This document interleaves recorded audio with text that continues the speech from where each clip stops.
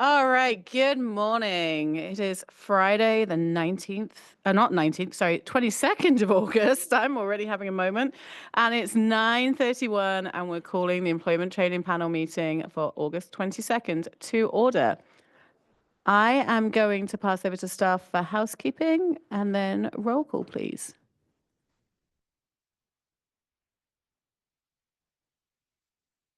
Good morning, everyone, and thank you for attending the August 2025 panel meeting. Before we begin, there are a few housekeeping announcements. If you are here in the hearing room and in order to avoid a persistent disruption of the proceedings, please do not stream via mobile device or connect to a Zoom platform, as it will interfere with our recording and sound system. If you are attending the meeting in person and presenting or providing comment, please step up to the podium and speak clearly and directly into the microphone. For those who are viewing or attending the meeting virtually and would like to make a public comment, please use the raise hand feature and wait for your name to be called, at which time you will be unmuted. When providing comment in person or online, please speak clearly, state your name, title, and the company you are representing, and you will be given 3 minutes to speak. Lastly, to ensure a respectful and professional environment, please keep side conversations to a minimum while inside the hearing room. If you need to have a discussion, kindly step outside to avoid disrupting the meeting. We will now proceed with roll call. Douglas Tracy, Jennifer Fothergill, Present.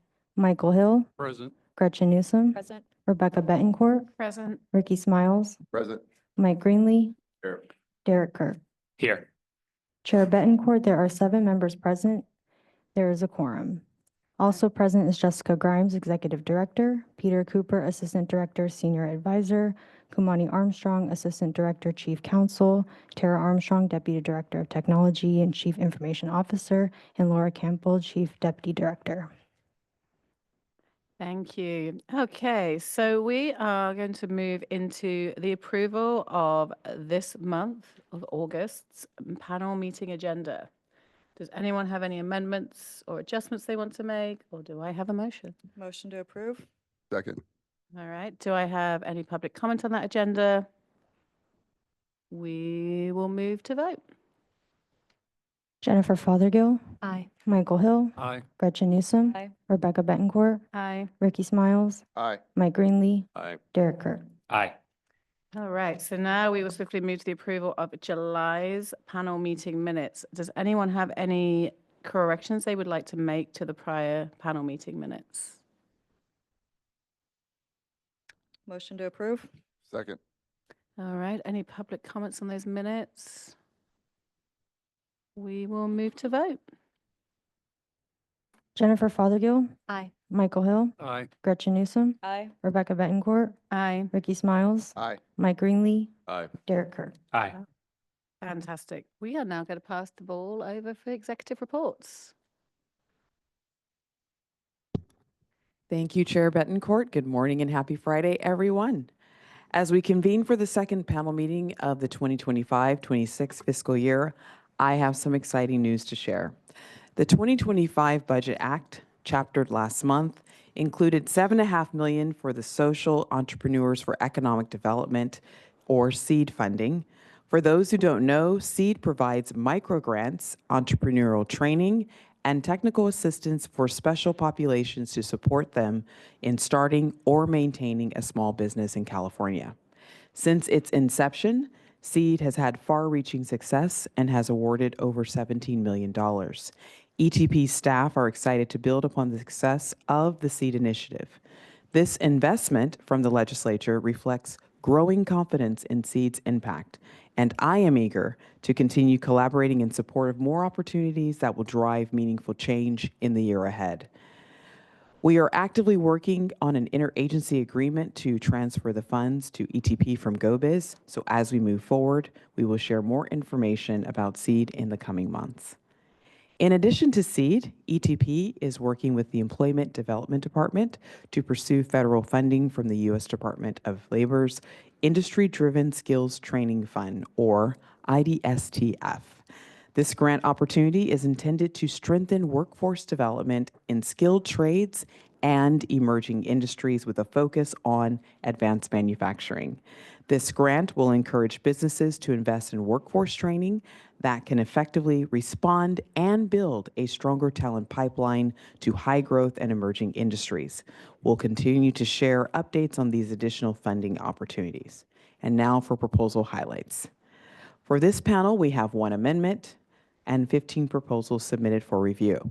If approved, ETP will award approximately $6 million.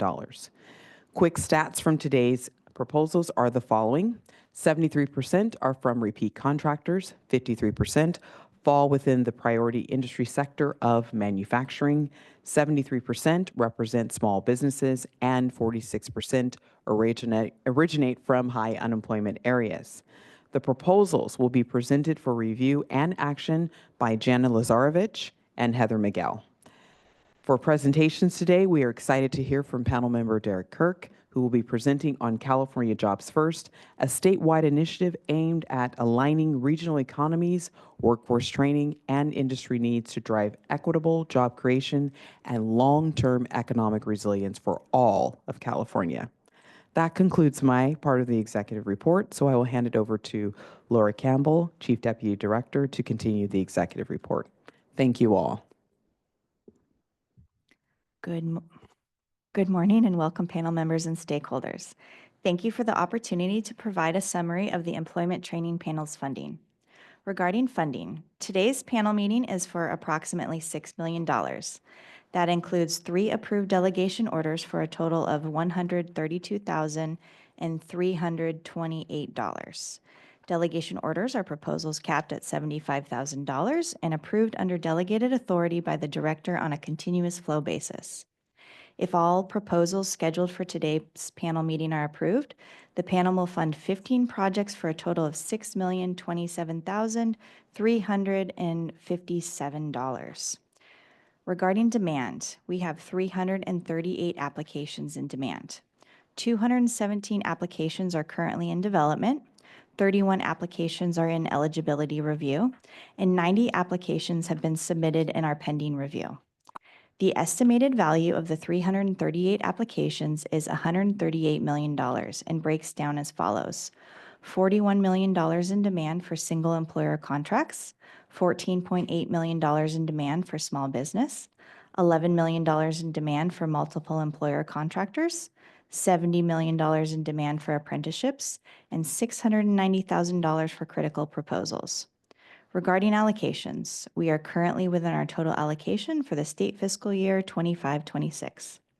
Thank you, and I would like to hand it back to you, Madam Chair, for the next topic on the agenda. All right, thank you. I think I am now passing it over to the other side of me for a policy report out.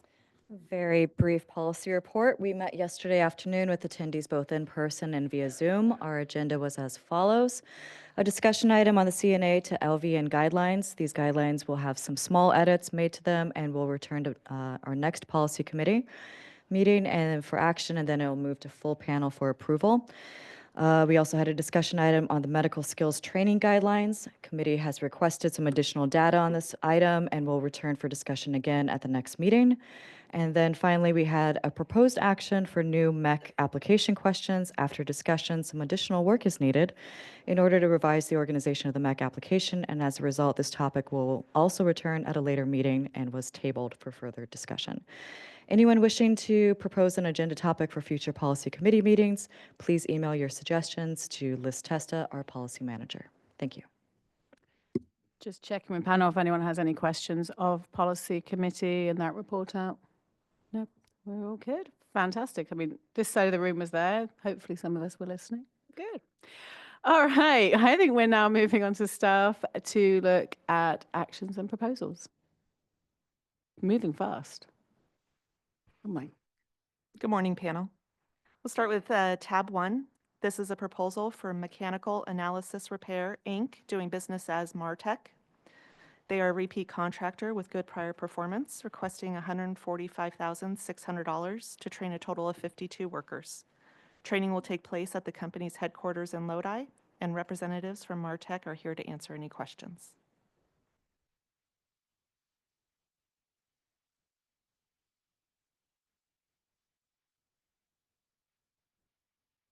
Hang on one second. I don't know if the mic's picking you up. I was just watching the.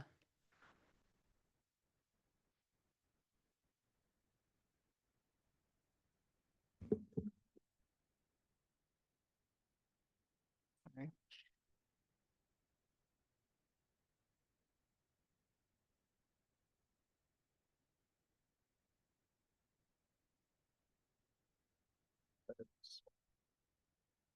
That one sounds like it's on. That absolutely sounds like it's working.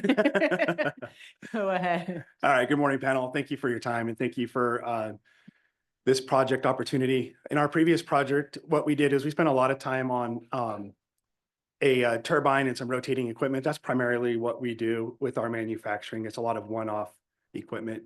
And this time, you know, what we're going to be spending time on is a lot of the new equipment that we have, the CNC machines, the lathes, the balancing.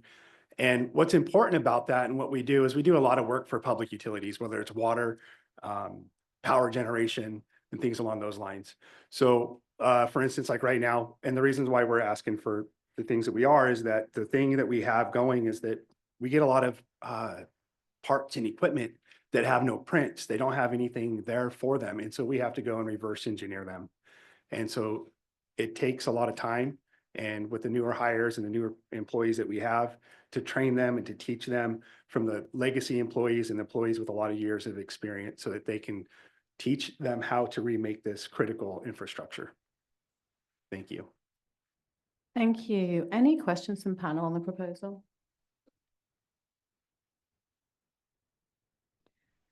I'd like to make a motion to approve mechanical analysis repair, DBA Martech, in a ETP funding amount of $145,600. Second. I had a unison a second there. Any public comment on this proposal? Nothing in the room, anything online? No public comment? No public comments on the proposal online, sorry. I Already can't no see it. public comments on Okay, I was assuming as we're having quiet. All right, we shall move to roll call vote then, please. Jennifer Fothergill, Aye. Michael Hill, Aye. Gretchen Newsom, Aye. Rebecca Betancourt, Aye. Ricky Smiles, Aye. Mike Greenlee, Aye. Derek Kirk. Aye. All right, so the motions, we all are in favor, so the motion's adopted and you're funded. Good luck with it. Thank you. You're welcome. Back on applause. I know. That's fair. You missed this last month. Last month, we had amazing energy all the way through to the last But don't contractor. remember, you started it, so now you have to finish it. And we had motions from every member of panel. It was an amazing month. We had like, it was great. Exactly. You test. can, yeah. All right. I feel like I'm echoey, but maybe it's just me. All right, next up, we have tab 2. This is a proposal from Cisco Los Angeles, Inc. They are a repeat contractor requesting $595,056 to train a total of 483 workers. Training will take place at the company's locations in Los Angeles and Ventura. Representatives from Cisco Los Angeles are here to answer any questions. Hi, good morning. My name is Melissa Sanchez. I am the HR manager. Sorry, I was trying to lower it. I'm the HR manager at Cisco Los Angeles. Thank you so much for your time. I'm here to answer any questions you may have. Thank you. Does the panel have any questions on this proposal? I have a quick question. I noticed that your turnover rate is about 10%. Can you elaborate or explain, excuse me, how this proposal, this training plan that you're proposing will help either keep it at that rate or even lower that turnover rate? Right. So this is following the pandemic. We did lose some sales. Most of our customers are restaurants. So we are committed to finding and retaining the right talent. We pay our employees very well and we offer great benefits. So Thank you. Any other questions from panel? Motion to approve Cisco Los Angeles, Inc., contract number ET 26-0131 in the amount of $595,056. Second. Fantastic. Can I see if there's any public comment on this proposal? None looking in the room. There are no public comments online. Right, we will move to vote. Jennifer Fothergill, Aye. Mike Hill, Aye. Gretchen Newsom, Aye. Rebecca Betancourt, Aye. Ricky Smiles, Aye. Mike Greenlee, Aye. Derek Kirk. Aye. All right, so we're all in favor, the motion's adopted and you're funded. Thank you. Yeah.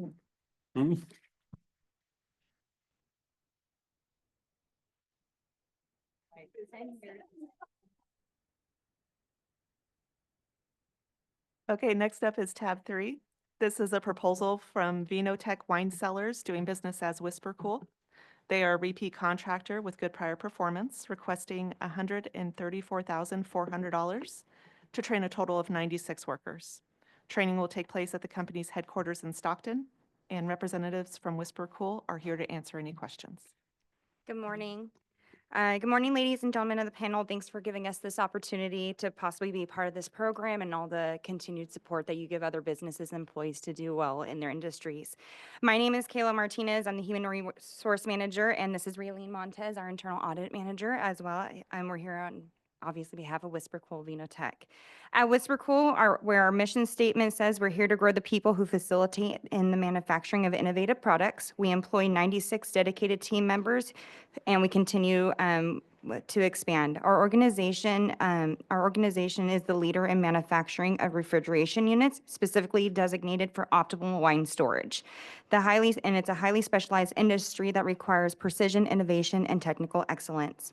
Ultimately, with the support of the ETP funds, that it will allow us at Whisper Cool to navigate the complex regulatory changes while empowering our employees to remain in the forefront of innovation, ensuring both individual career growth as long as long-term success within our company.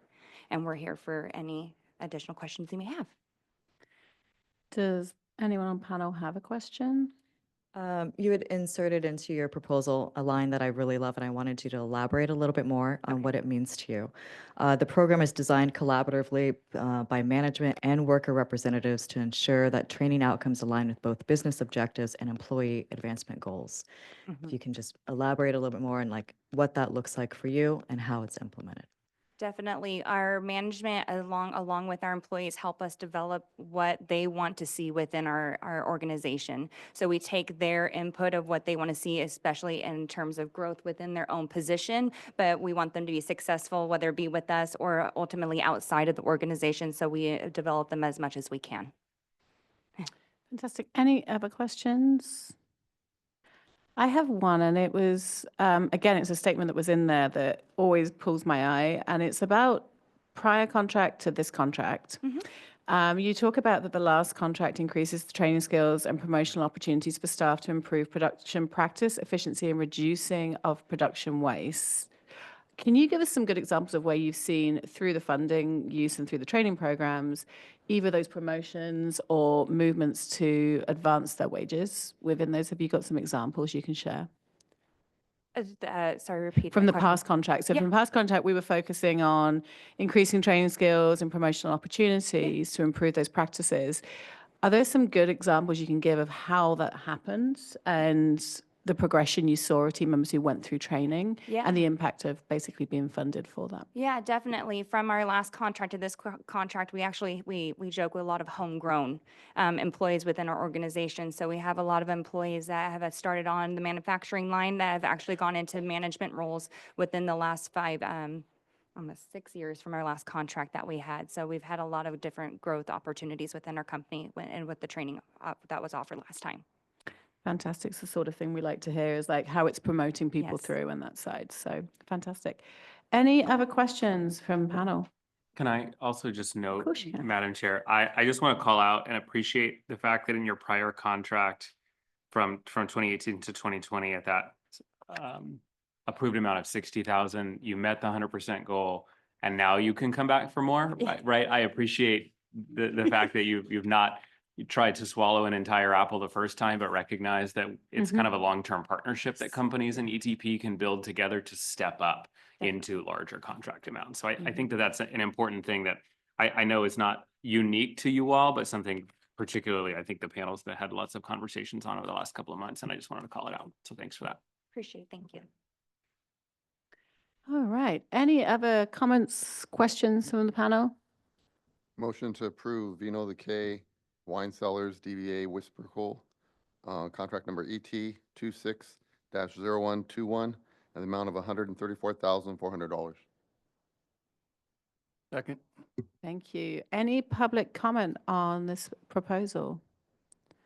I'm not seeing in the room. Any online? There are no public comments online. All right, we shall move to vote. Jennifer Fothergill, Aye. Michael Hill, Aye. Gretchen Newsom, Aye. Rebecca Betancourt, Aye. Ricky Smiles, Aye. Mike Greenlee, Aye. Derek Kirk. Aye. So we're all in favor. The motion's adopted and you're funded. Thank you, guys. Thank you. Okay, next up, we have tab 4. Oh, sorry. Next up, we have tab 4, the John Rennell Collection, Inc. They are a repeat contractor with good prior performance, requesting $82,600 to train a total of 59 workers. Training will take place at their headquarters in Carlsbad, and representatives from the John Rennell Collection are here to answer any questions. Hello, everyone. Good morning. My name is Salima Abdullah. I'm the controller of John Rennell Collection. I want to say thank you for this program. Can I just check online? Can they hear? Because she's quiet. I can hear, but I'm not sure if it's picking up for everyone. Are we good online? It was just very quiet on the mic. I just wanted to check. I can speak That's better. louder. That's better. I was like, I can hear you, but I just want to make sure online. I can start over. Do you want me to? My name is Salima Abdullah. I'm the controller at John Rennell Collection. And I just want to thank the panel and this program for this wonderful opportunity to come in front of you and present and also hopefully get approved.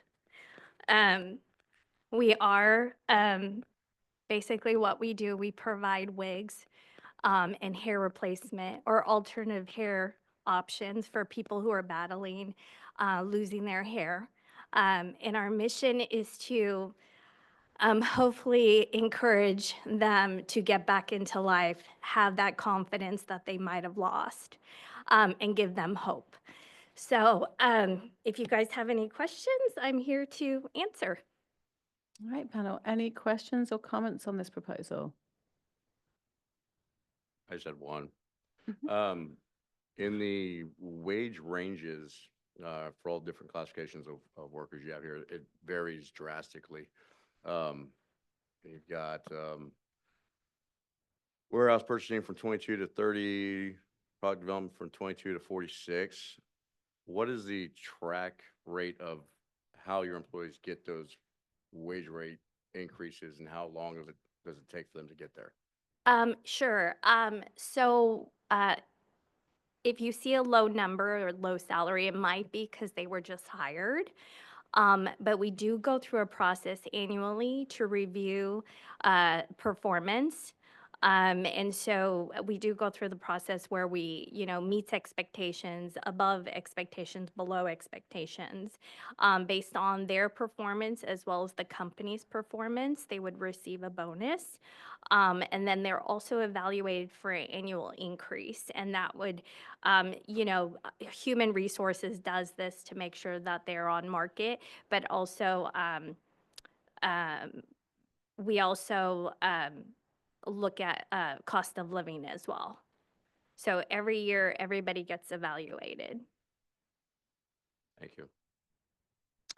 Any other questions?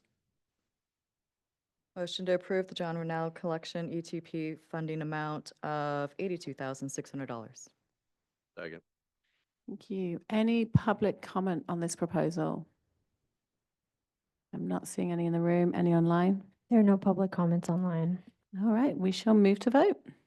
Jennifer Fothergill, Aye. Mike Hill, Aye. Gretchen Newsom, Aye. Rebecca Betancourt, Aye. Ricky Smiles, Aye. Mike Greenlee, Aye. Derek Kirk. Aye. Motion's adopted and you're funded. Thank you You're very welcome. much.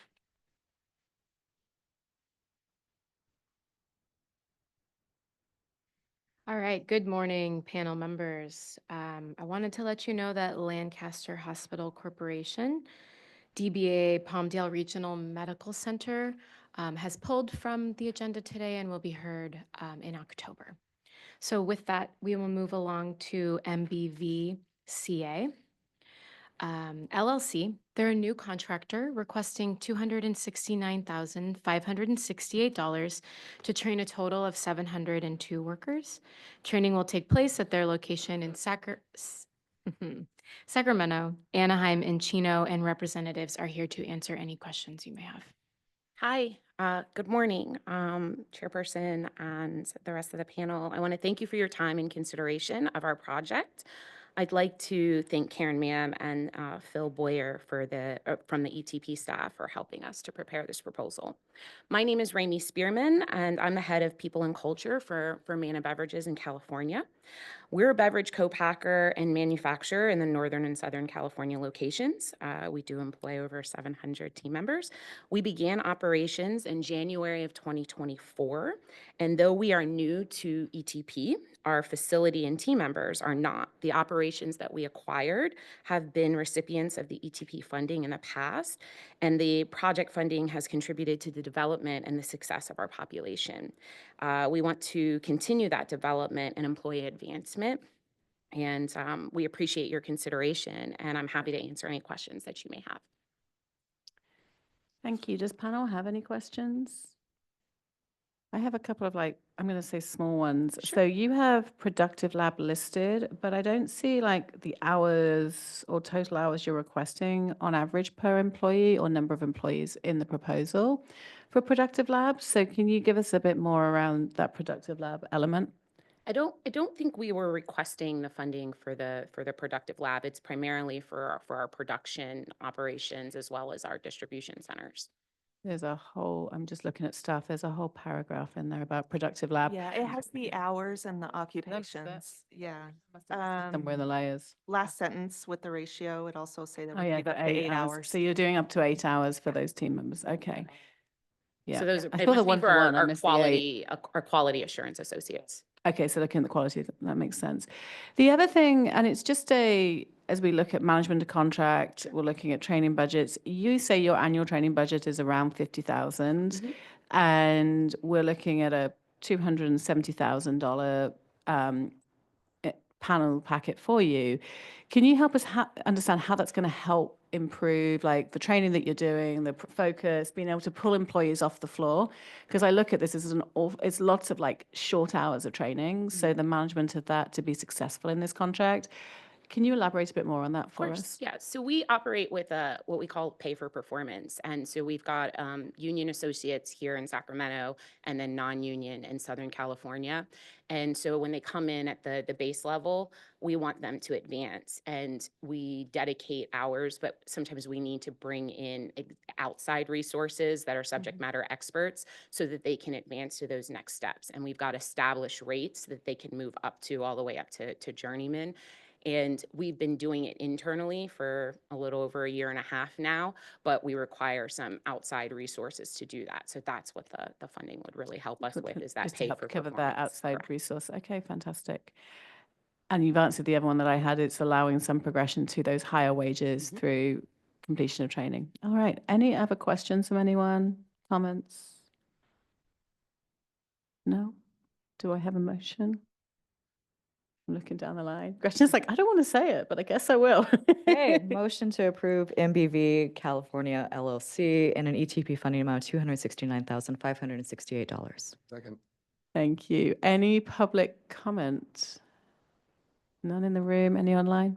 There are no public comments online. All right, we shall move to vote. Jennifer Fothergill, Aye. Mike Hill, Aye. Gretchen Newsom, Aye. Rebecca Bettencourt, Aye. Ricky Smiles, Aye. Mike Greenlee, Aye. Derek Kirk. Aye. All right, so we're all in favor. The motion's adopted and you're funded. Thank you so much. Panel members, tab 7 for Trojan Battery Company LLC has withdrawn this month, and they will be heard at October.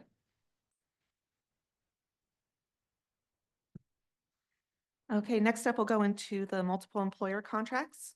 Tab 8 is for California Manufacturers Technology Association, and they are a repeat contractor with good prior performance, requesting $849,779 to train a total of 1,009 workers. Training will take place at participating employers' work sites statewide. I do want to mention there is a correction to the starting wages for job number 4, the administrative and manufacturing production occupations. Instead of 1606 as a starting wage, that should be 1767. And we have representatives here from California Manufacturers Technology Association to answer any questions. Morning, Madam Chair, Director Grimes, panel members. I'm Nathan Daly with CMTA. I'm here with Michael Sneed from Sierra Consulting Services. Thank you so much for this opportunity to continue supporting and upskilling the manufacturing workforce in California. I'm happy to answer any questions you may have. Does anyone have any questions on this proposal? As a follow-up question for that wage range for job number 4, you stated that that increase to the minimum is applicable only to the administrative portion of the trainees and not the manufacturing It is and both. production? It's both It is both. administrative and Okay. manufacturing production, yes. Well, that makes me happier. Any other questions, comments on this proposal? I think I just want to highlight a couple of things when I was reading through this, and I want you guys to possibly talk a bit more, because I think it's a really, in some of the work that's been done with policy, this is one of these, I'm going to say complex MECs that is helping a lot of different businesses, organizations in the manufacturing realm, including justice involved, correct? This has some justice involved Yes, ma'am. elements to it. It has small business, it has people being trained or people training their people. It's like a combination of, I'm going to say, the jigsaw puzzle of MECs. I think it's a very good one as there's a lot of good work being done here, but also a lot of complexity as the MEC work is happening in policy, to be aware of. This is kind of that really complex, but does a lot of great things within it. So I just want to highlight that because there's a lot of topical things. And I read it at first and I was like, there's lots going on here. How do I get myself together? And I actually sat down with staff and was like, am I missing, or is it really that complex? And there is. And I think it's a really important thing just to highlight. So I applaud you, CMTA, in taking that challenge at hand, but I also, it's really helping a lot of people. So I just wanted to highlight that. All right. Any other questions, comments from panel? No? I will move approval of the California Manufacturers and Technology Association request contract ET 26-0128 in the funding amount of $849,779. Second. Thank you. Any public comment on this proposal? None in the room. There are no public comments online. All right, so we shall move to vote. Jennifer Fothergill, Aye. Mike Hill, Aye. Gretchen Newsom, Aye. Rebecca Betancourt, Aye. Ricky Smiles, Aye. Mike Greenlee, Aye. Derek Kirk. Aye. All right, the motion's adopted and you are funded. Thank you so much. Thank you. All righty, we are. It's not quite as robust as Well, last last time month, I think but we had it'll more do. proposals last time as well. We had a much fuller We room had last we had many time. more, yeah. I'm expecting September when the room is busting to, like, can you imagine the cheers as we're going Oh, yeah, through? yeah. Let's prep it for September, okay? Someone You on get all those staff should trade download skills. the app and just have an automatic buzz. It's like a laugh track from a sitcom. Yes. Well, panel member Newsom didn't get to experience it live and live in color, so here we are, so, We need her to have it all in for September, you know. yeah, yeah. She'll get You know, her- in the cold winter months too, really keeps Yeah. our energy up. Yeah. Alrighty, moving along. Panel members, we have South Modesto Business United, Inc. They are coming back from our meeting in July. Wanted to just give you an update. The participating employers, which were outside of the organization's geographic region, have been removed per panel's request, and representatives are here to answer questions that you all may have on this proposal. Good morning. Good morning, panel members. But just before going, really, guys, just like the applause, I'm feeling a lot of pressure right now. So Tony Madrigal with South Modesto Businesses United. We are back. We appreciate the feedback from the panel last month, and we did work with staff, and we bring to you a more improved proposal. We are a nonprofit organization located in Stanislaus County, focused on improving the small business community in South Modesto, especially in this high unemployment area, a lot of county pockets, a lot of highly underserviced populations, big Latino population, a lot of farm workers. I myself I'm a proud former farm worker all my life, and so think that's it. Thanks. All right, thank you, and welcome back. Questions from the panel, comments from the panel? I'm looking down at, like if anyone does. I have a couple, but I was just going to see if anyone else does first. So I'm looking at this and I see a lot of food and beverage companies, restaurants, eateries, which typically have a higher turnover and not as many full-time, more part-time staffing. Can you help me understand sort of like how you're ensuring, and this is on the administration, that you're getting the right team members from that? Because one of those requirements is they have to be employed, they have to be full-time. So food and beverage is notorious for being more part-time, higher turnover. So can you just help us understand, because you have a lot in your list of employers? So I will share with you a lot of the, I'm just going to share with you a lot of my firsthand experience, especially with these restaurants. These folks are workers that have been there for like a long time. I know because I've been eating at a lot of these places for years, and these folks aren't going anywhere. I mean, sometimes when times are tough, the restaurant, won't see that one server, but then later they came back and they're like, oh, it started picking up again. But they hold on to their staff and they hold on to them for a long time. That's been my experience. Yep, that's fine. I just wanted to make sure we were being aware of like those criteria, because it is one of the big pieces. And we don't often see a lot of food and beverage, and that's why I'm asking these questions. Like the curriculum that you're looking at for the training for like a server or even the assistant servers, the cashiers, what type of training are they looking at doing within the contract? I forgot to say in my interview, I think our consultant, Lourdes Urande, might also be on the line to help me answer some of these questions. Okay. Lourdes, is she on? Yes. Oh, she just lowered her hand. Oh.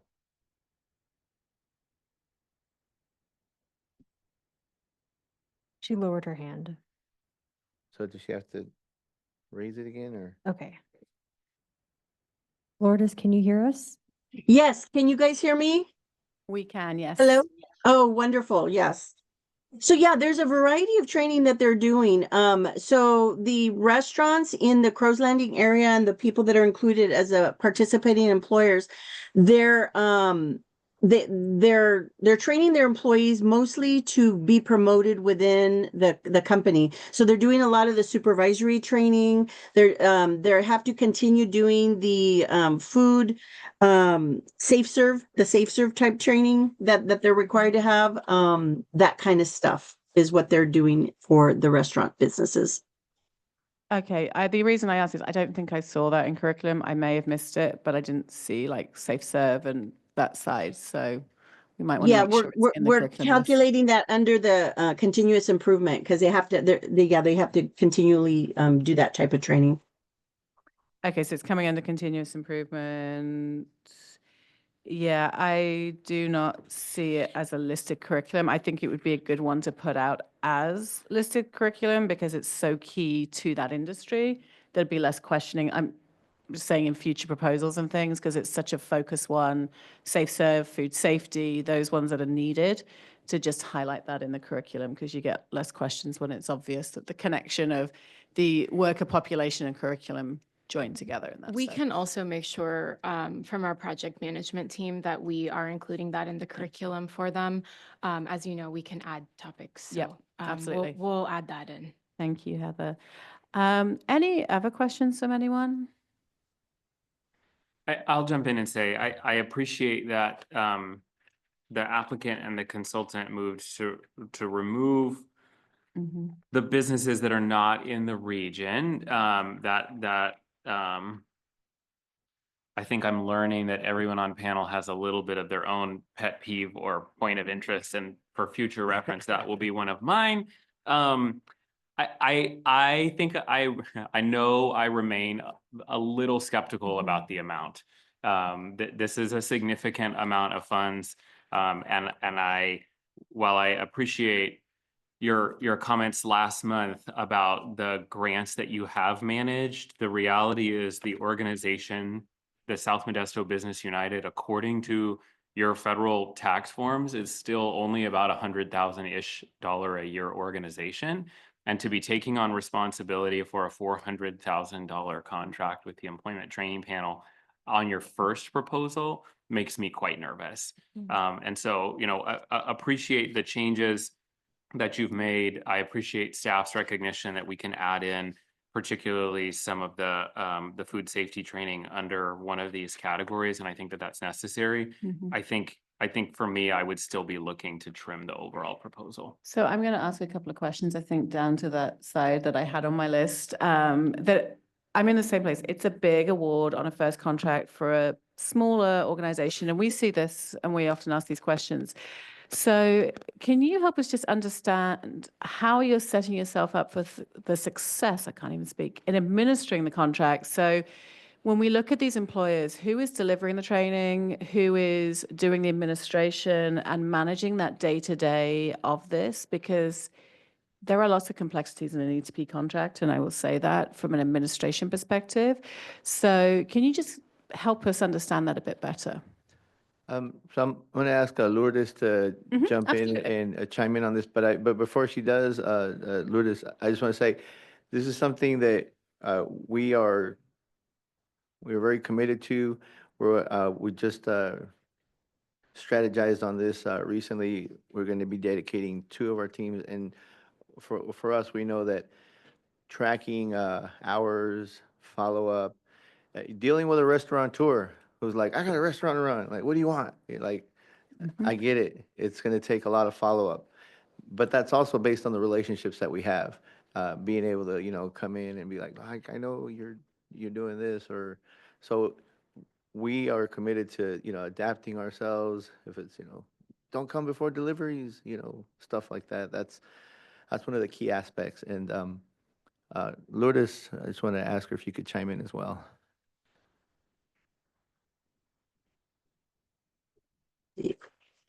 Can you guys hear me okay? We can, yes. Okay, perfect. Thank you. And thanks for mentioning that, Tony. Tony and I met earlier this week and they've hired an additional staff member. We're going to be doing training. So now they have 3 people that they're including with this. We have a participating employer training that we're going to be meeting with everybody. And that's scheduled for September the 4th, right, Tony? And so we're excited about that. A lot of the employers are really excited about this opportunity because it's obviously new to them, but they're very, very motivated. So I think they're taking the right steps to make this a success. And they even have 3 additional employers that fall under the job categories that are listed. And so I'm super happy for them on that. And we're going to do a lot of training. So, yep, they're ready for this. So are the employers clear of the expectation around funding and the data that's needed? Because you said something that sent a bit of an alarm bell. The restaurant manager who's busy, come back later. There is, and everyone who manages a MEC in this room will agree, there's a lot of chasing cats and herding cats to get paperwork, to get data, to get all of those kind of pieces. And I just want to make sure that you guys are aware of that because it's a large amount of money. And I'm looking at some of the MEC holders in this room and those that manage multiple employer contracts.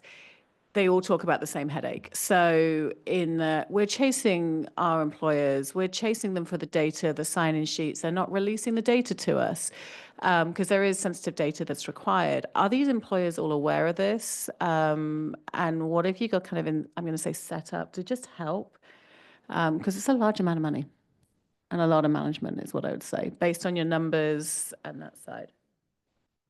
So one of the things that we talked about as far as like a plan going forward is we want to do definitely weekly check-ins with each of our participating employers. You know, even if there's, you know, nothing to check in on, so they see the consistency, they understand the importance of ongoing communication and also the importance of, you know, is there anything new or are you hiring new employees? How's the ones that you've trained and they reached their, and you know, the clock started now, so are you on, you know, day 40 of 90, you know, for post-retention. That's another one. And then just, I thanks to Lourdes for mentioning, you know, our team. Yeah, we did bring on an extra person in anticipation of this ETP contract. because one of the big things that our board president, who he manages, multiple businesses and, he says, if we have to, we're gonna go redo the training, even if they went to the training on September the 4th, they kind of went, they trained, and then, we're gonna go back and follow up with them again, any follow-up questions, what do we call it, testing for understanding, making sure that, are you clear, you got all the forms? Are you gonna do it on the computer, or do you wanna, you first keep track them by hand, whatever it takes. But, yes, that's what we have set up as far as being ready. And just to put this into sort of a larger context, a lot of our experience with cultural events that we do every year, we do 5 cultural events a year, all free for the community, whether it's a Cinco de Mayo parade, Mexican Independence Day, which is coming up.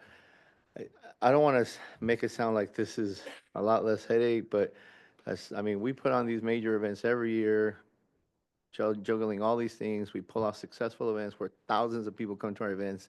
And so we do have I don't want to sound like overconfident, but we do have a good grasp of this. We know what this is going to take. It's probably going to be dealing with less people yelling at us as opposed to like, where's the stage? Stuff like that for our big events. So just to put it into context, we definitely have experience managing big projects. Okay. So I raised some similar concerns, and I thank you for addressing it, but I wanted to pose a question to panel member Kirk, all the way over there. It's rare that we do this, but it does happen on occasion throughout the 10 years I've been here that we right-size a proposal to make us more comfortable with the amount. We want to assure your success so that you can continue to come back here. The last thing that you want is to not meet the goal of 100%. That does very poorly for the future. So, panel member Kirk, would you be more comfortable with an ETP funding amount of up to 300,000? Yeah, I think so. I would say, you're not asking this, but I'm going to say it anyway. The population of businesses that you are proposing to support, we don't do enough as a state, as communities, as regions. We don't do enough to support the population of businesses that you're working with. And I will say, as the former CEO of a chamber, it is hard for institutional organizations like that don't have real true connections into the community to get businesses that are owned by this core population in this community to have access and resources. And as I said last time, if you don't hit close to that 100% in this first go round, it's going to just be really, really bad, because then we run into all kinds of issues and we have to go backwards versus the single employer we were talking to earlier, which is moving forward. So yes, panel member Newsom, I would be more comfortable with the 300,000 amount. And I would say someone correct me if I'm wrong, but you get through 300,000 early, come back, right? Like come back quickly to us and let's talk more about how to continue supporting this population in particular and supporting the businesses in this particular space. I think all of this is coming from the deepness of our hearts of we want success, and we don't want to, people can come back when they haven't been successful, but there are the right sizing that comes into play. And we always look at first times with large amounts, and we start thinking, okay, are people going to be successful? And that's what we're really doing to an area that we think is really important. And to Derek's point, we don't do enough in some of these industries. And I think there are some risks associated with those industries as well. And we kind of highlighted that with the food and beverage workers. And so that's why we're really trying to help really ground for success as a panel, I think, for where we feel comfortable with that award. Any thoughts from you, I was going to say? I appreciate panel member Kirk's comment about this population and how much we do or don't do, historically the royal we. I did want to say, we were actually, I respect whatever decision you have to right size it. I just want to share with you some other context, which is our previous experience with helping local small businesses, especially food and beverage restaurants, apply for a county COVID relief program that we helped them apply for. We hired 5 navigators, we call them, to help fill out the applications. And we had the problem of just, over subscription, not subscription, just there's too much interest, not enough time. Everybody was hurting. But the feedback over and over was, I didn't know that there was even anything like this for me. Like, thank you guys. If you folks hadn't told us, I heard, I was hurt, not to rag on the chamber's councilman, they were like, how come the chamber didn't come to me? I paid, stuff like that. And so I get it. It's the relationships we have, but it is the need. And, I just want to say, I think we're probably gonna have a problem of like having more people just beating down our doors saying, hey, I heard you guys are working with this, and like, you come to eat in my restaurant too. I'm like, well, you're way over there. So I respect your, whatever decision you folks want to make to right size this. But I did want to share that larger context about our experience to bring resources to this community that otherwise hasn't heard about any of these things. Because anyway, I'm sure you hear this all the time too, about folks didn't know. They So tell us we're California's best kept secret. So it's often a way. Yeah. And I'll be the first to say, you hit 100% or close to it success rate in this time frame, and I will be the one to make the motion on your second multiple employer contract, if you're able to do that. But Yeah. are we good? So I'm ready to make a motion, but I'm gonna look at staff so that we understand what I'm doing here. So I'm gonna right size it to up to 300,000, but I want it to return to staff to kind of configure it like that exact amount so that they So- can reach 100%. So if it's like a little bit less in how you reconfigure the numbers, Yeah, Great. we'll have our staff go back and work with the company to modify their training plan according to the businesses that they can serve best, because there are 3 job numbers. So I believe with the motion up to 300,000, when we work it, we'll get it as close as possible without going over that amount. perfect. Okay. So maybe at 29999 or whatever that is. Yeah, I Who knows? I But can't up- promise I- that it'll be Heather, you disappoint me. 299.99. I'd like it to be as exact. But I did But I do- know it's not easy. Well, let me just say, based upon what we have, I did some quick, panel math, and we can get it close to 299, I think. So we will send it back to our team, and that's a You'll get good it as motion. close Thank to you. 300 as you can. Yep, exactly. I'd like to move a motion to approve the South Modesto Business United, Inc. in a revised ETP funding amount of up to $300,000. Second. Do we have any public comment on this proposal? There are Anything no public online? comments online. All right, so we shall move to Get vote. the contract number. Oh, contract number. Do we need to restate the whole thing, Kimani?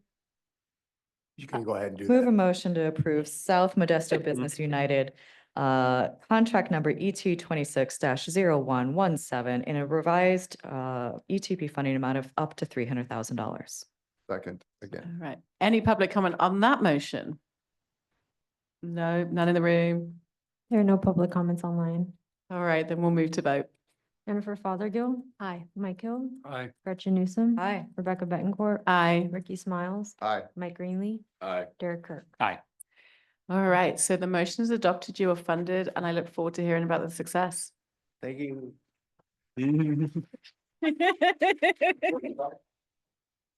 He deserved a very robust clap. Y'all put him through it.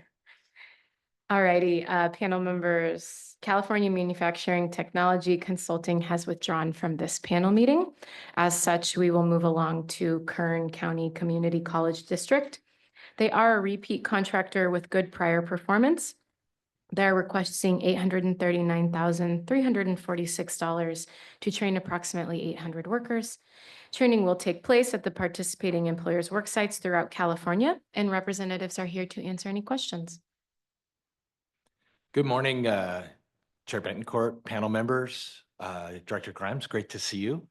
Thank you for allowing us to come and continue our decades-long partnership with the Employment Training Panel. Kern Community College District serves the counties of Kern, Inyo, Mono, Tulare counties. And as you are probably well aware, we have significantly higher unemployment in our area, significantly lower educational attainment, where we have more people without high school diplomas than have bachelor's degrees. And we have found the employment training panel funds have been a great way for us to partner with businesses and employers in our area to be able to upskill their workers so that they can advance in their positions and achieve family sustaining wages. We look forward to any questions you have about our new proposal. Thank you. Thank you and welcome back. Any questions, comments from the panel on this proposal?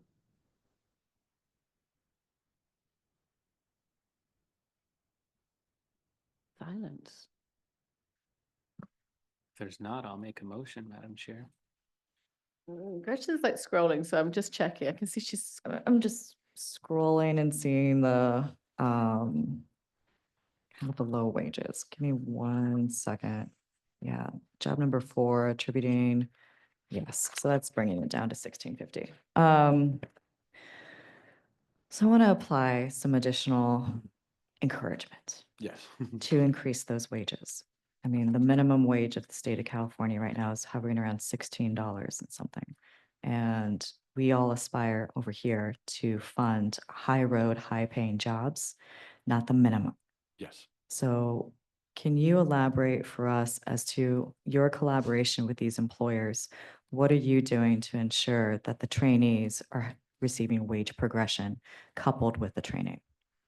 Well, in our discussions with the employers, that's generally the intention of the training. They aren't training for no reason. We talked about that we have low educational attainment. We have a lot of kind of business fundamental type training that we sometimes have to undertake. And that's what that wage is for. Our last contract, our average wage in that contract, I believe, was slightly over $27 per hour. So there aren't a lot of people in that range, but that's just reflective of the high unemployment area set portion of the wages.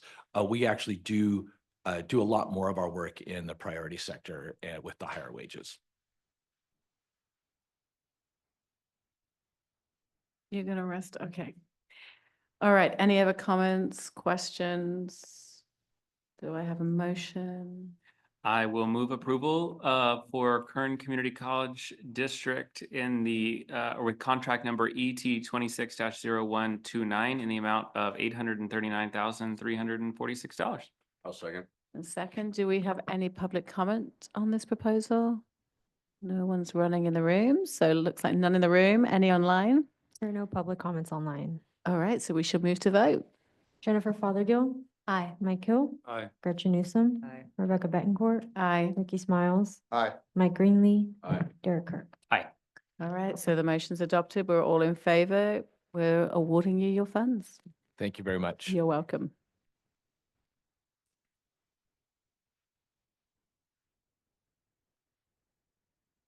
It just gets less and less, doesn't it, as the room empties? I'd like to make a motion at to the hug back designate there. Robert Meyer as the official clapper in chief. Not the official in- hugger. in I the just saw the back. hug. I Did know. you see the hug? Yeah. I know. Robert's also the laugh track when we need it, right? Exactly. I'll look back at him when I want someone to laugh at my jokes. We'll watch for that now. Yeah. Alrighty, we're moving on to Santa Clarita Community College District. They are a repeat contractor with good prior performance, requesting approximately $849,089 to train approximately 850 workers. Training will take place at participating employers' work sites throughout California, and representatives are here to answer any questions panel members may have. Good morning, panel. Thank you for allowing us to speak and for your consideration on our ETP application. My name is Jeff Greger. I'm the Vice President for Workforce and Economic Advancement at the Santa Clarita Community College District and College of the Canyons. This is Mark Career, our Director of our Employee Training Institute. I did want to take a moment and thank the ETP staff. Phil and Samantha have been amazing through this process, just helping us through and navigate some of the changes and things we need to do. Obviously, we've had a number of previous contracts. We've been hugely successful, 100% now going into contract 19. So we're very proud of that. We are based in the North LA County area, so most of our manufacturers deal with aerospace, defense, those types of things, CNC machining. So we're heavily built on that foundation, although we are expanding. Since our last contract, we at the college actually opened a interim advanced technology center to increase programming for mechatronics, robotics, automation, CNC machining as well. So again, we're looking to expand into more and more needs of the evolving workforce. We definitely recognize how important these ETP contracts are to help the social and economic mobility of our community. This year has been extremely challenging for the LA County, obviously with the wildfires, and a lot of our businesses have been impacted. So it is training like this that really helps them with the upskilling and maintaining that workforce. So thank you for the opportunity to be here, and we're glad to answer any questions you have. Thank you. Any questions from panel? Nope. No questions, no comments. Do I have a motion? Motion to approve the Santa Clarita Community College District in a contract number ET 26-0125 and an ETP funding amount of $849,089. Second. Thank you. Any public comments? No one's running in the room. Any online? There are no public comments online. All right, so we shall move to vote. Jennifer Fothergill, Aye. Mike Hill, Aye. Gretchen Newsom, Aye. Rebecca Betancourt, Aye. Ricky Smiles, Aye. Mike Greenlee, Aye. Derek Kirk. Aye. All right, so we're all in favor and the motion is adopted. Congratulations. Thank you.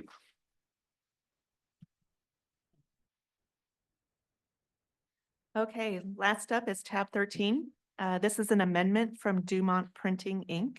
They're requesting to add 3 out-of-state training vendors to provide industry-specific training, as the company determined that there is no in-state vendor that can provide this level of specialized training. Representatives from Dumont Printing are in attendance virtually to answer any questions. Good afternoon. My name is Susan Moore. I'm the president and owner of Dumont Printing in Fresno, California. I want to thank you all for letting me be online virtually today. I appreciate it greatly. I currently have 3 out-of-state vendors that I've had to contract with for additional training for my staff. And due to the fact that it's very difficult to locate this expertise here in California. In fact, as I said, I had one previous out-of-state vendor that you guys approved last time. I constantly am trying to use California vendors for everything, for cost purposes and for training. The one that you will see that says sales training, I would like to elaborate a little bit on because it is not just sales training, it is actually sales training for the actual printing industry. I know I could hire any sales trainer here in California to train, but I had an employee, a long-term salesperson, retire in January. I've replaced with 2 additional salespeople, and they need industry training as well as sales training in our custom manufacturing environment. Thank you. Any questions from panel on this amendment? Can I ask a technical question? And apologies, I should have asked this of staff prior. I understand the significance of moving to an out-of-state training vendor on a proposal like this, but this amount is in the director's yes, designation authority. So why does this need panel's approval?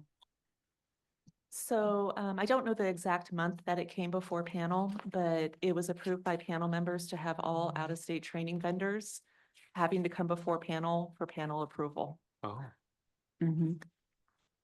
okay. Good to know. It's supposed, as tell me if I'm wrong here, Steph, it's supposed to be identified if we're utilizing, people are utilizing out-of-state vendors in the proposal, and then some are finding as they're doing the training that they need to come in. So we see some proposals sometimes coming in with a vendor. Yeah. Most of the time we see these more through this way than we do actually in the initial proposal. Correct.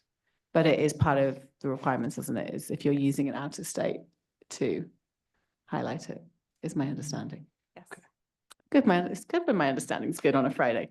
So that's why they come forward for us. Okay. But yes, I know, I feel the same, and like it's under the delegation order Yeah. amount. So I was like, what are we doing here? But yes, I felt the same, but I then realized it was because of that. So Yeah. Okay. yeah. Any other questions, comments on this? Do I have a motion? Motion to approve panel amendment number 2 for Dumont Printing, Inc., contract number ET 24-0313. Second. All right. And do I have any public comment in the room? Does not look like it. Any online? There are no public comments online. All right, so we shall move to vote. Jennifer Fothergill. Aye. Mike Hill. Aye. Gretchen Newsom. Aye. Rebecca Betancourt. Aye. Ricky Smiles. Aye. Mike Greenlee. Aye. Derek Kirk. Aye. Awesome. So the motion is adopted as we're all in favor and they are approved to be used. Okay, we are now moving, I just moved off the page, so I need to get back to the agenda, to, I believe, Mr. Kirk down the end has a presentation he wants to share with us. It's that time. How fun.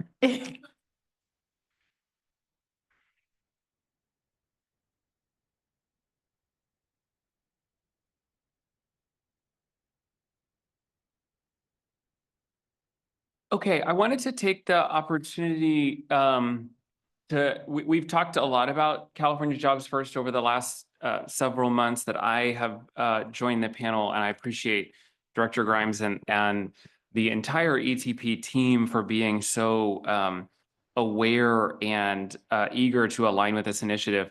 But in conversations with Director Grimes, realized that we've talked a lot about it, but haven't really provided panel with the full and the public that participates in these discussions with a full opportunity to understand what California Jobs First is, and really understand why we're continuing to talk about promoting additional alignment with this.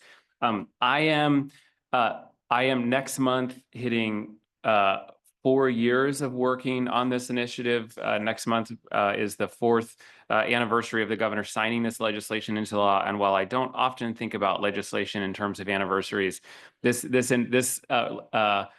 program represents the single largest investment that the state of California has ever made into economic, business, and workforce development, planning, pre-development, and implementation.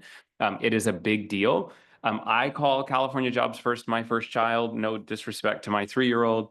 I have it engraved on personal mugs. And so this has been my whole being for the last couple of years. So I appreciate the opportunity to share it with you all today. So if you want to go to the next slide, California Jobs First for us is about building a community-led and climate-forward economy. We talk a lot about the reality that California is the 4th largest economy in the world.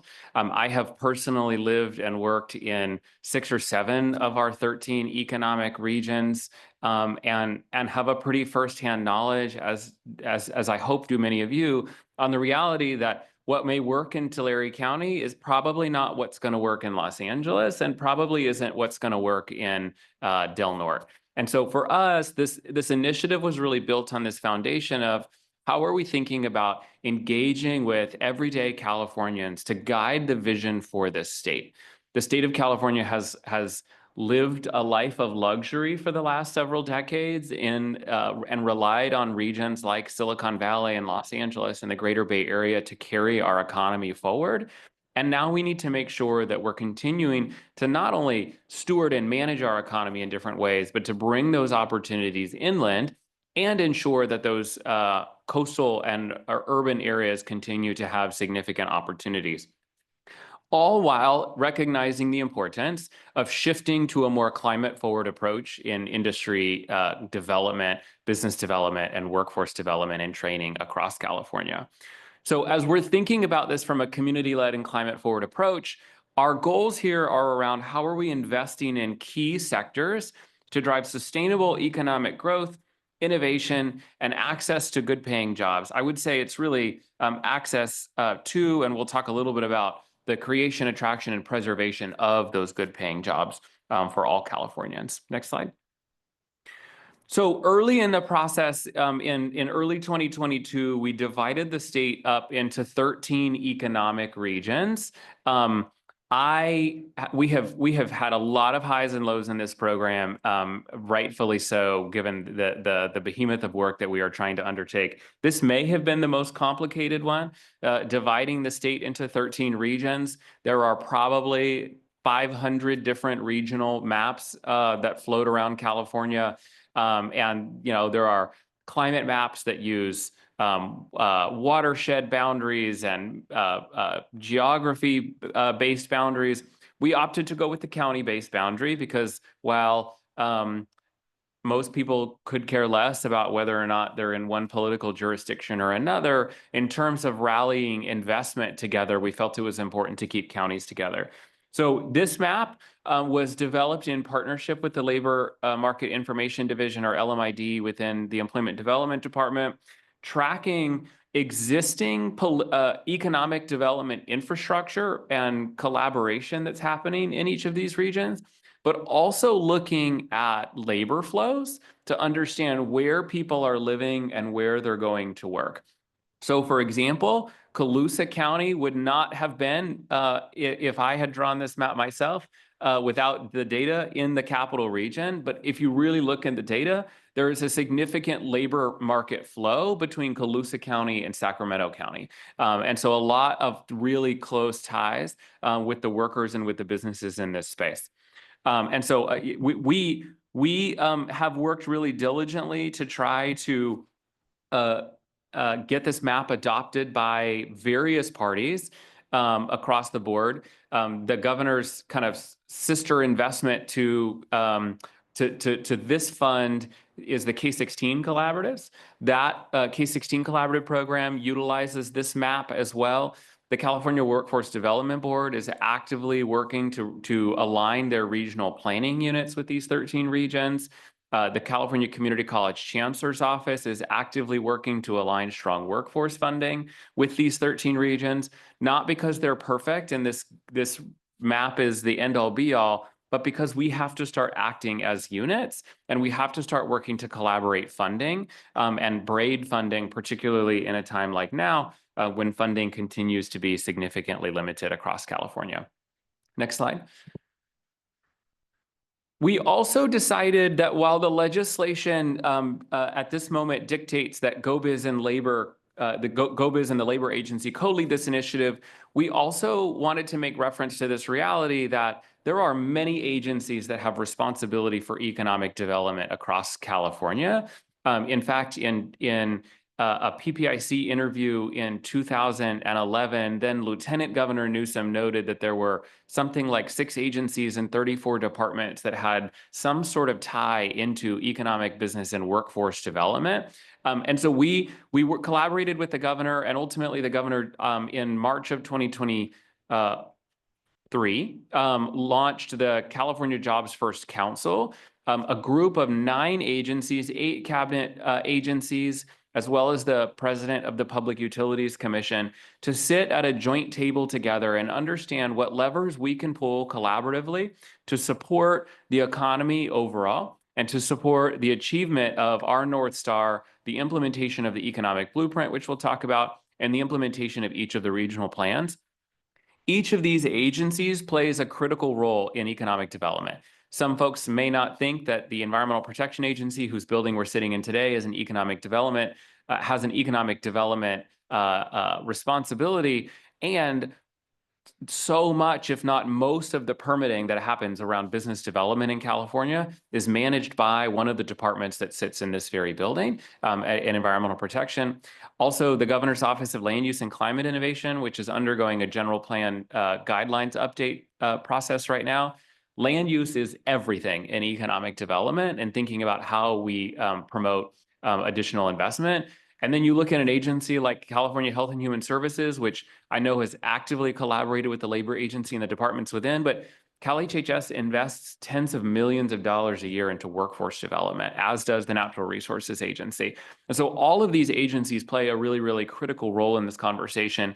The California Jobs First Council meets quarterly, staff meet monthly to help guide conversations and understand how we can braid not only funding, but policies and strategies together, and how we can bust out of our silos a bit and recognize that we all have a role to play in job creation in California. Next slide. So our work overall is based on this placemat. I like to tease that I have this placemat printed and laminated in front of my 3-year-old at the dining room table, and ask him to practice his tradable industry sectors on a regular basis. This is really a picture representation of California's economy. Each of the sectors represented here were lifted up by our regions in our multi-year planning process. And while this is linear, I would ask that you kind of view this as a circular process, particularly the 3 blue bars. So if you look on the far left in the strengthened bucket in that dark blue, there are several industry sectors and subsectors that we are historically dominant in. Travel and tourism is a great example. Everyone wants to come to California. Visit California does an incredible job promoting this place. And because of some interesting market and social drivers at the moment, we're seeing tourism take some hits. Ag production is another great example. We are, 1 in every 4 bites of food comes from California. And because of important legislation like the Sustainable Groundwater Management Act, we're having to fallow ag land. And so how do we ensure that we need to strengthen these industries and maintain California's dominance? In the middle, you'll see that there are sectors that we want to accelerate. These are sectors that are really right at the precipice of significant job creation in California. And these are also sectors that other states are actively working to recruit and to try to get out of California. We do a ton of R&D in each of these sectors, and we need to work, as ETP's founding mission has been, to increase the advanced and precision manufacturing components in California. So one of our applicants earlier, I think the Santa Clarita Community College District referenced the importance of the aerospace and defense industry. If you look right now, the aerospace and defense industry is one of only 2 subsectors in manufacturing that is seeing job creation happening in California. And we need to do more because other states are continuing to try to steal those jobs, versus things like the semiconductor and microelectronics space that we need to do better about attracting the manufacturing, as the Sacramento region has done, for example, with the attraction of Bosch into this space. We need to do more to be lifting up opportunities for these industries and for workers in them. And then lastly are our bet sectors. These are sectors that we are seeing a significant amount of private and public research funding and venture capital, but not in a lot of jobs at the moment. However, there are other states and whole countries that are going after things like quantum, and all of the quantum research, I think every UC but one has a pretty significant quantum research facility in California and program in California. But other states like the governor of Illinois are investing upwards of $500 million in trying to attract the quantum industry. I'm not advocating for $500 million in the quantum industry. I have a colleague that handles that. I can barely spell quantum, but a critical industry, and we need to make sure that we're not building a pipeline to ship jobs out to other states.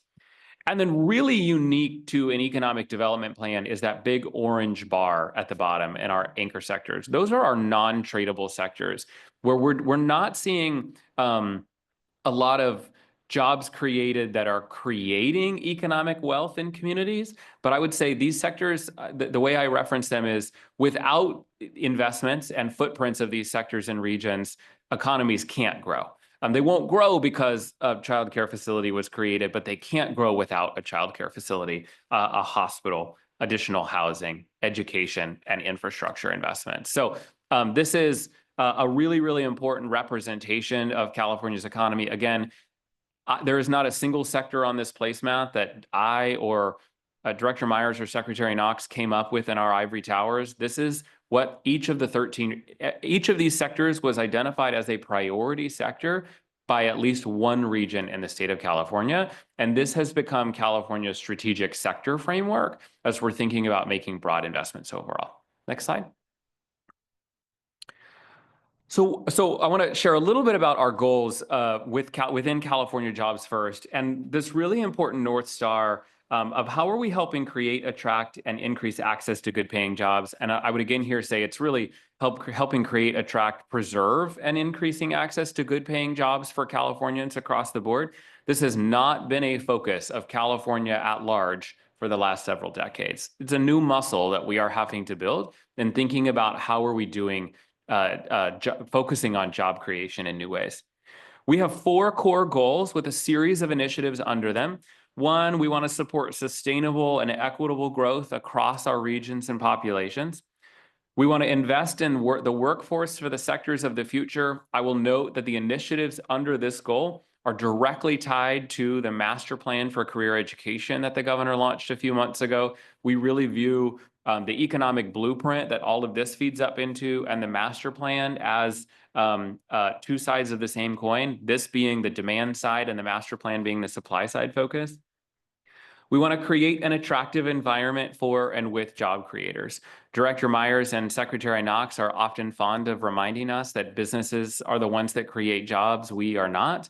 We need to partner with employers, and we need to create venues and opportunities to ensure that those employers have what they need to create good paying jobs in Californians, to employ the 20 million people that work here.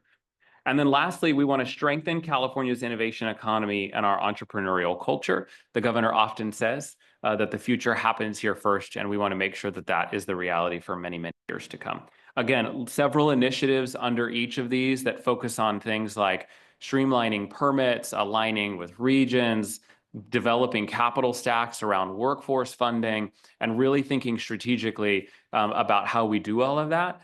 These initiatives were developed in partnership with each of the agencies and departments that they touch. So we had representation from ETP staff in some internal conversations, as well as lots of other departments and agencies to understand and identify what are the things over the next 10 years or so that we really need to be doing to move California's economy forward. Next slide. So the Jobs First work and our state economic blueprint is our overarching strategy for California. That is really built on this tentpole program that we call the Regional Investment Initiative. Some of you may have known it previously as SERF, or the Community Economic Resilience Fund. We wanted to be more particular in the name and really focus on we are making regional investments overall. It's a $450 million fund that was originally established in 2021. Overall, we've invested $5 million per economic region, totaling $65 million total to develop regional economic development strategies. That number is unprecedented and unheard of, and ultimately led to the engagement of more than 10,000 Californians in the development of these 13 regional plans and the statewide economic blueprint. Those regional plans were a few months ago certified by the U.S. Economic Development Administration as comprehensive economic development strategies. This is the first time in California's history that every city and county has a federally certified CEDS, as they're referred, and has direct access into U.S. EDA and other agency funds. So a major, major milestone for California. We are, to our records, the only state in the country that has never hit that milestone before.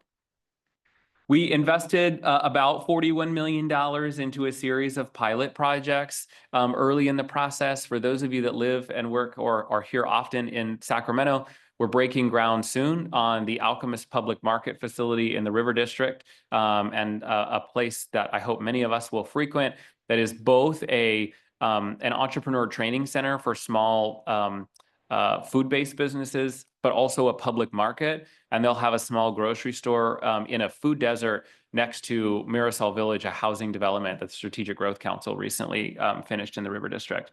So some really good examples up and down the state.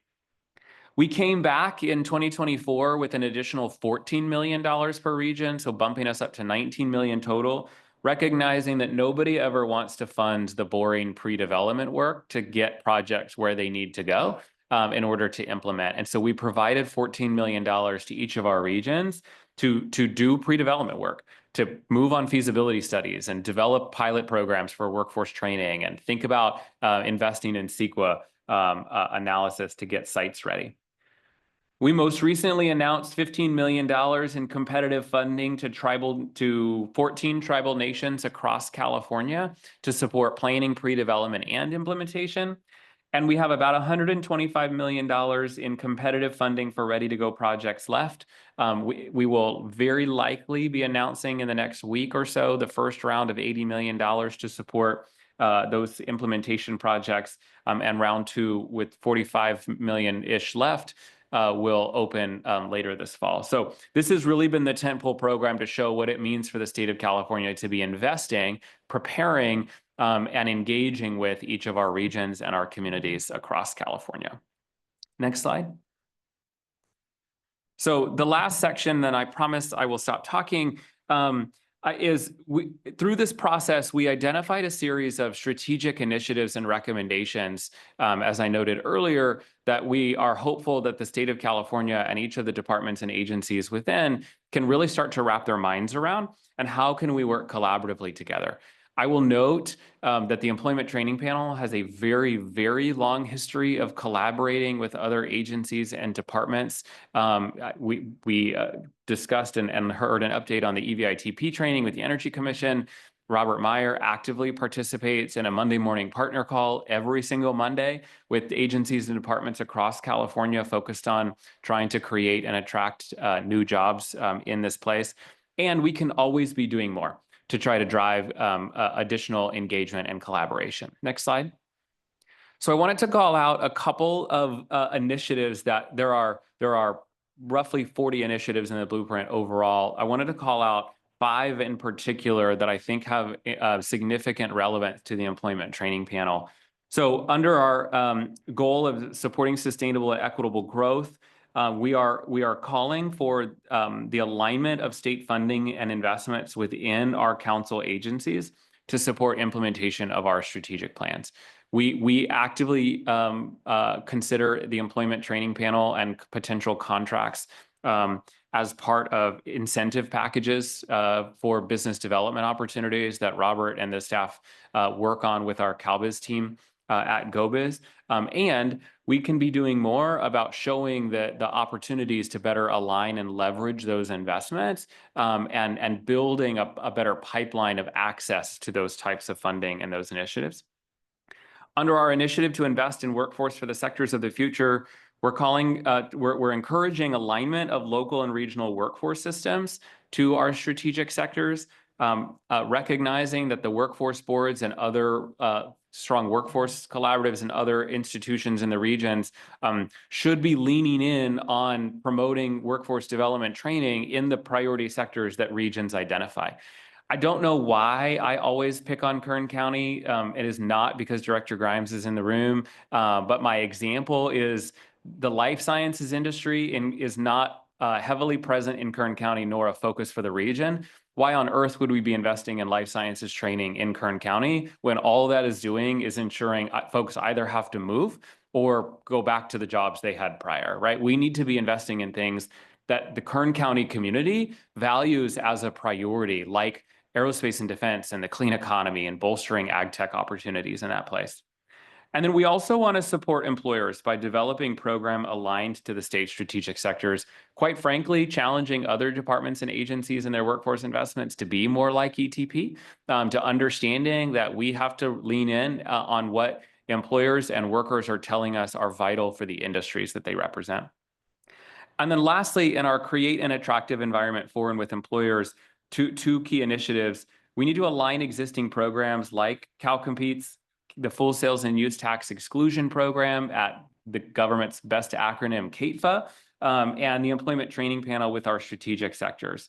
Those 3 tools, the CalCompetes tax credit, the program at CATFA, and ETP, are the most commonly used by businesses when they're considering coming to, growing in, or staying in California.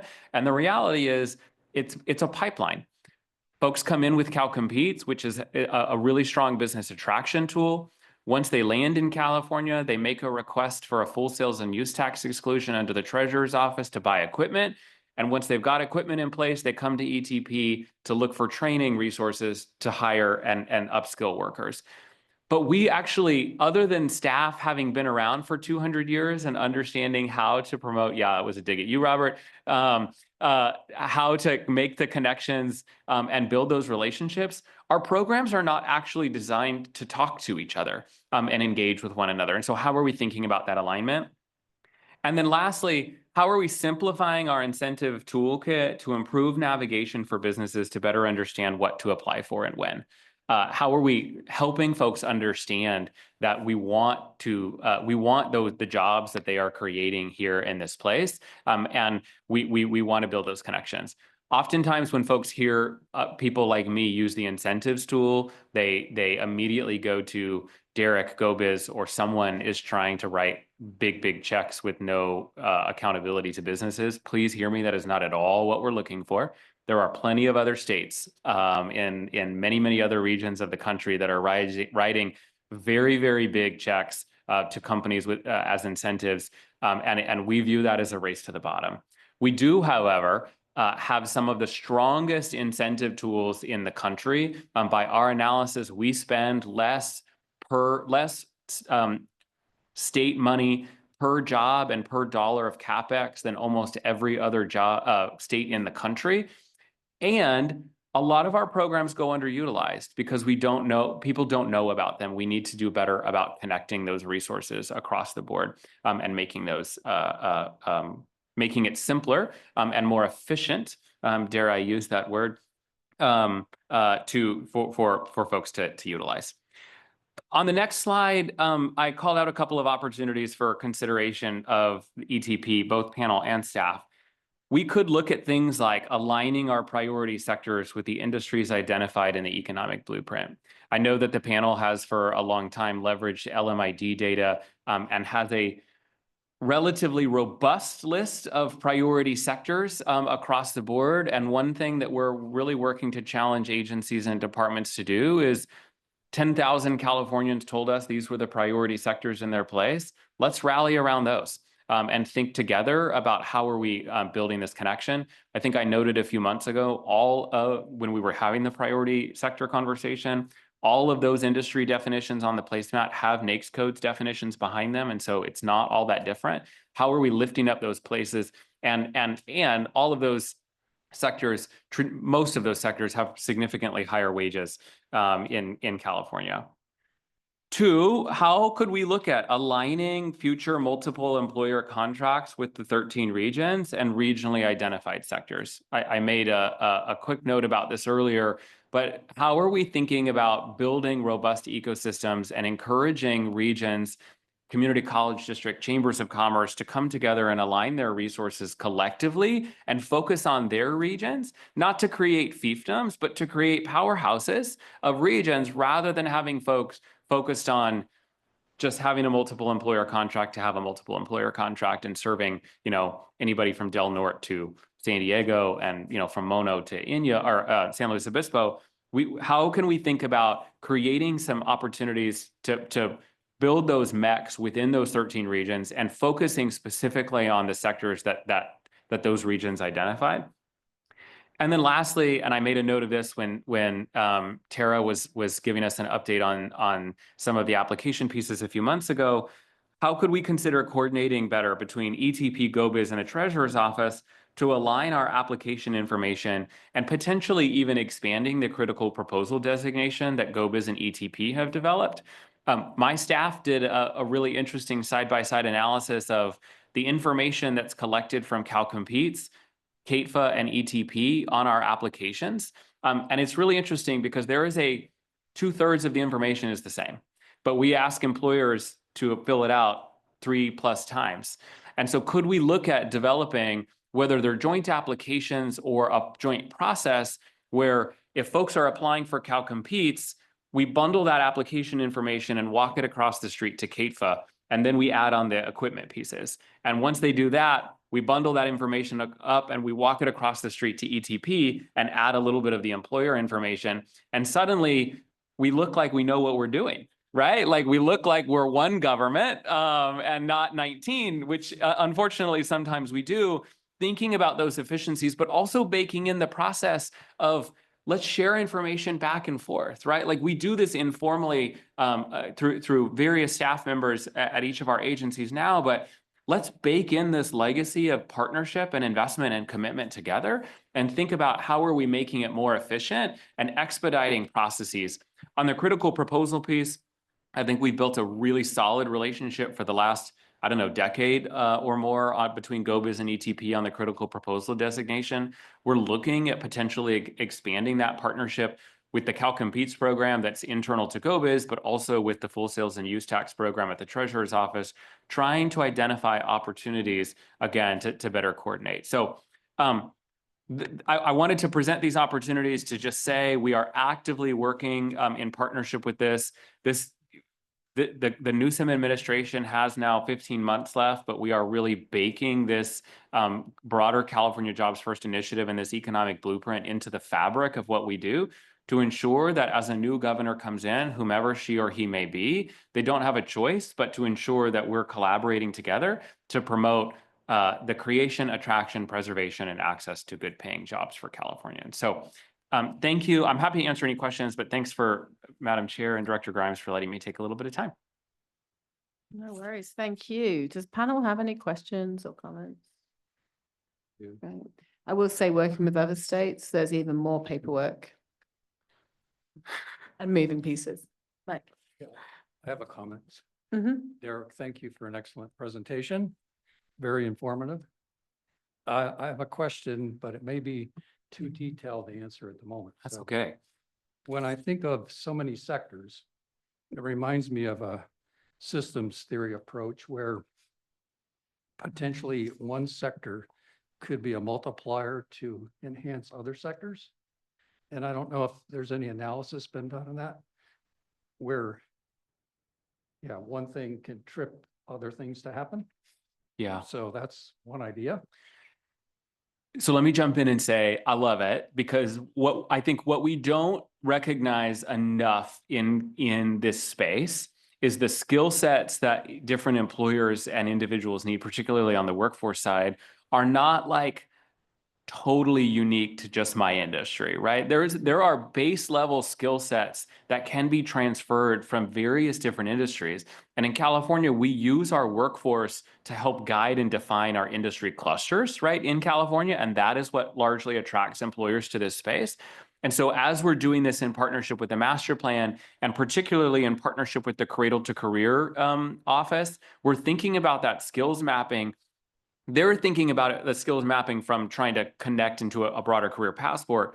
We're thinking about it from the attraction point of too many industries, too many regions in California. This is when I really start nerding out. Too many regions in California have put all their eggs in the basket of one industry. And when the market changes and that industry falls, that region is out of luck. How are we thinking about designing our efforts to say, hey, these three industries have foundational skill sets and needs that are very similar. Let's attract all of them into a region so that when one wanes and the other picks up, all we have to do is say, hey, let's partner with ETP, get a contract, right? Do some training, and those folks can easily transition into another industry sector. And how are we thinking about all of that from a site development perspective, a workforce development perspective, connecting all of those pieces? So it's a really, really important and valuable thing that we just don't do enough of in California, recognizing that that's the role we can play. Okay, thank you. Yeah. One other thing. Yeah. So I would assume that single employers and MECs have a good handle on current needs, the ones that come to us anyway. But I think for this to be successful, we need to look into the future. Yeah. And we need to ask hard questions to employers. What are you going to change or do differently in the future? As an example, we know AI is being proliferated, automation and advanced manufacturing. But many of these organizations are not ready for that yet. Yeah. The overwhelming part is they would have to do a lot of training to catch up just to their competitors. So is there a way that we can identify future trends that we expect happening? And I think you're already doing that to a certain extent, but I think those are the things we put more dollars into that will help us grow as a state. Yeah, I think it's a really, really interesting question. And I think something that will come out a little bit in some of our skills mapping exercises and trying to navigate those things.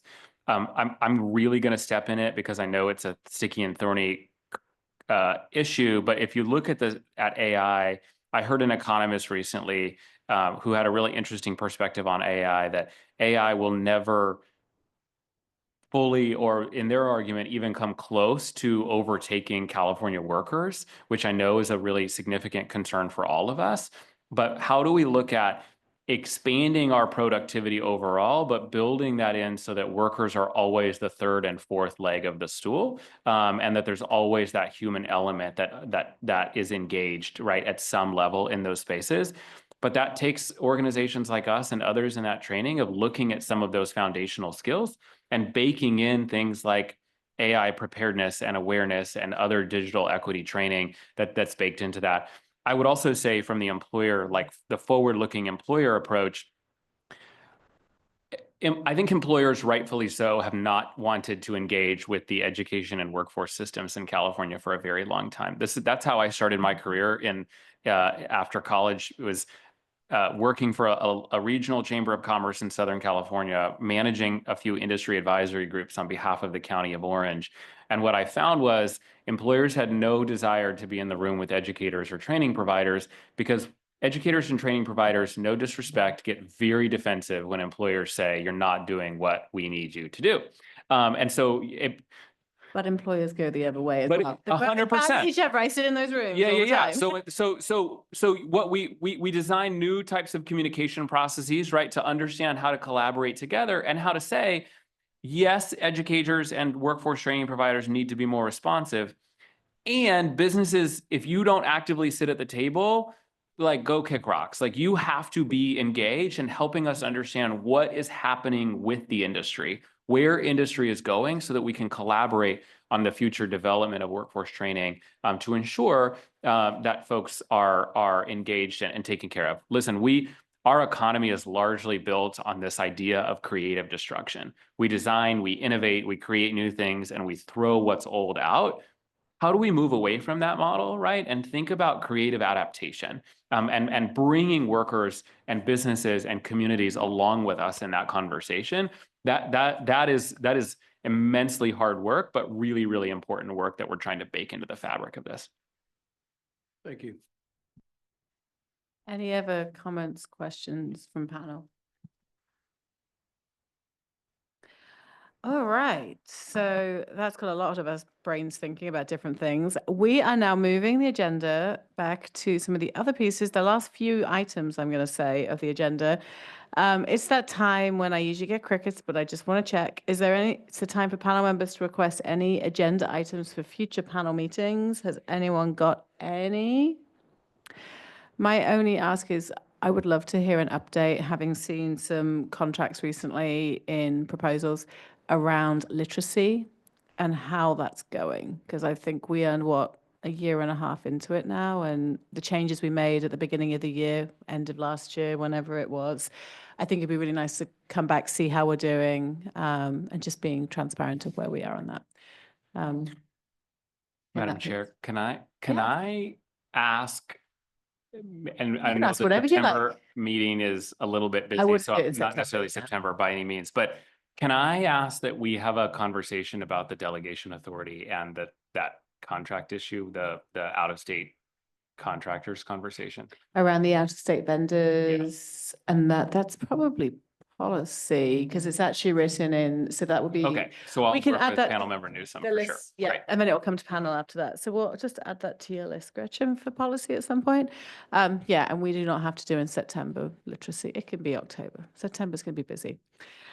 All right. Okay, so nothing else that anyone wants for future panel?